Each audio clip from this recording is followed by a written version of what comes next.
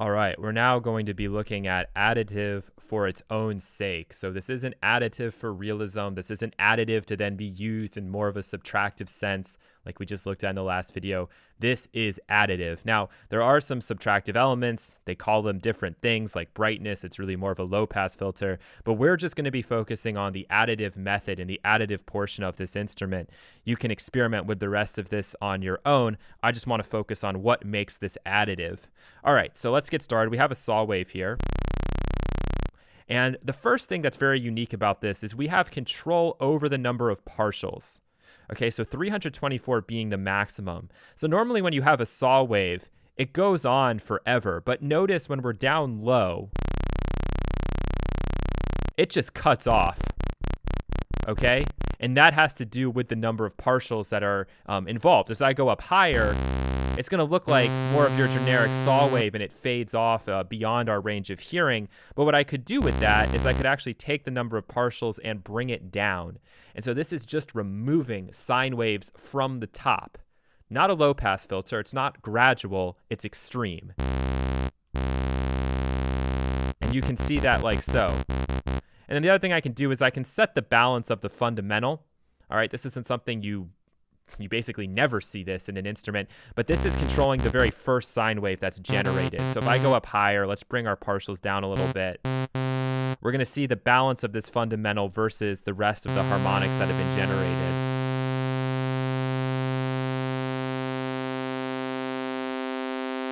Nothing to full blown. And for the most part, this is called laser bass. So you're normally going to leave the fundamental alone. We can add a little bit of beating, which is very interesting. I'm not sure how this exactly happens with these individual sine waves, but I think it's happening with each and every one of these partials, because normally for a beating effect to occur, you need more than one saw wave. You need waves stacked on top of each other that then are slightly detuned. This is called beating, so it may not really be a detuning. It might just be a moving of each of these partials.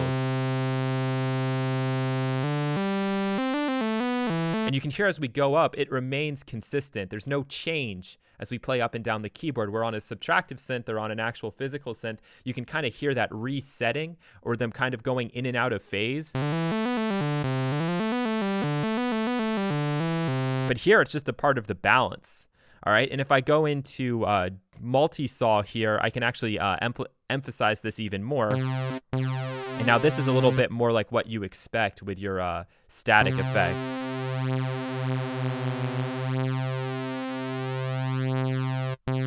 But you'll notice that as I go up with my number of multi-saws, this thing is only capable of 324 partials. So when I put like 6 on top of each other, I'm not able to get any information here at the top. As I go down, you can see they start getting added back in. So I'm liking this sound here. We can move on to the next box, which is attenuation. And now this is giving me control over a group of these partials and which I want to emphasize more than others. So we can make this really extreme by going up to like 64. And I want you to be able to just see what's happening here. So these are the partials that are being emphasized. We can change that. We can go back the other way.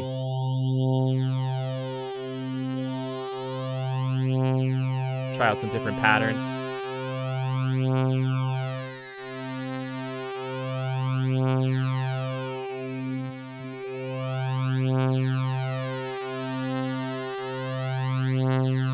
And this is honestly just something you have to experiment with. But this is totally different from anything we've looked at before, right? This is using some sort of algorithm to determine which partials are emphasized, which ones are lowered. We really couldn't do that before.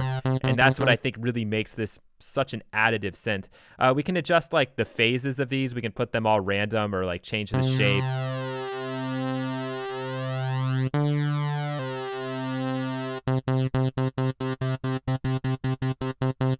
So you can hear as we go higher, it's getting a little sharper.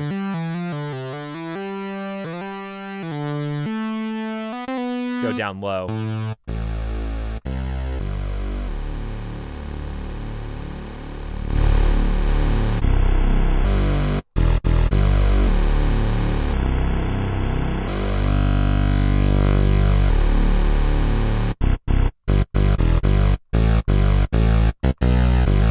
And this is really the power of then the Lazerbass. So we can continue on here, and we can now go into the ratio.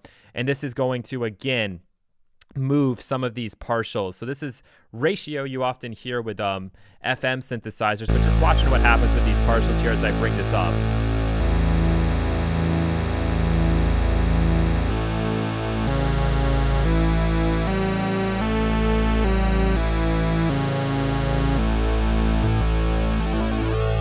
And again, we have some different options here.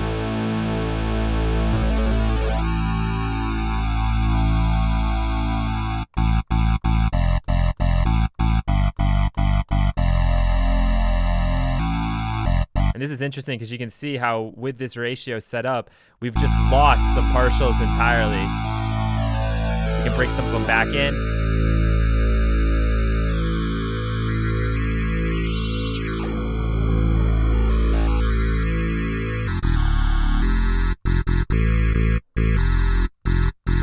So because it's using some form of multiplication,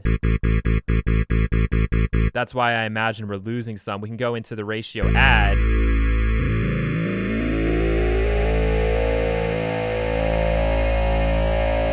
can attempt to fill in that gap. There we go.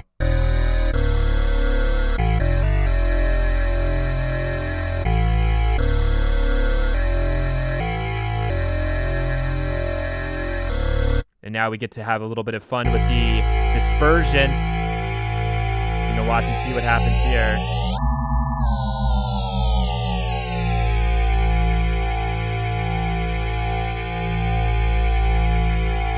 And again, it's not even necessarily about knowing what each and every one of these controls is doing. It's about understanding the broader method that's going on here. And that's that we are just changing all of these partials. We're not doing anything else with it, right? It's using formulas to adjust that. And inside of Reactor, you can always turn the info on and you can, like, you know, highlight over it to figure out what exactly is going on with the dispersion. My vision is so bad, I can't even read what this says. It says the dispersion section simulates the natural rigidity of materials like a string bending up. The higher partials of the signal, the dispersion section has a string influence on the sound. Okay, it's just repeating the same stuff. Recommendation is, of course, just to experiment, but we know that it's impacting the partials, each of these individual sine waves in one way or another, and that's what's making this guy additive. So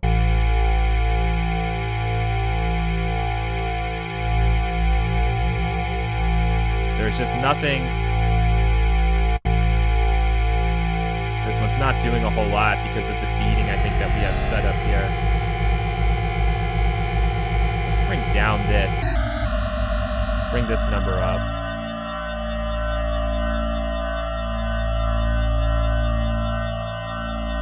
And just see what we can do.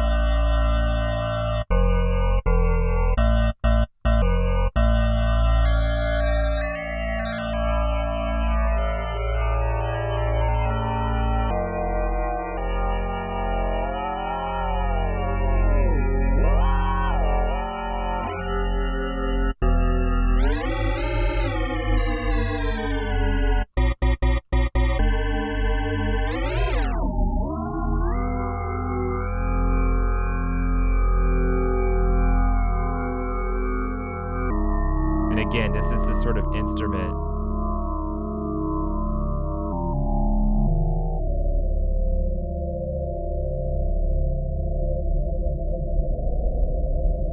that you can just spend hours and hours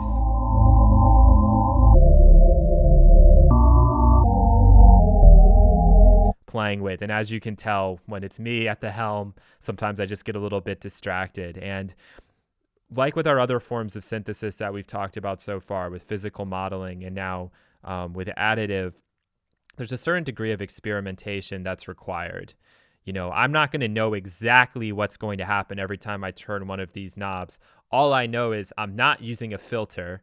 I'm not using a wave shaper. I guess in some ways this is a little bit like a wave shaper, but what I'm doing is I'm actually getting control over these individual sine waves, and that's what's responsible for this sort of a sound, which is very unique and hard to come by with any other instrument. And I think that's why I enjoy this course so much, is that we're looking at all of these different types of instruments that are capable of getting you very unique sounds.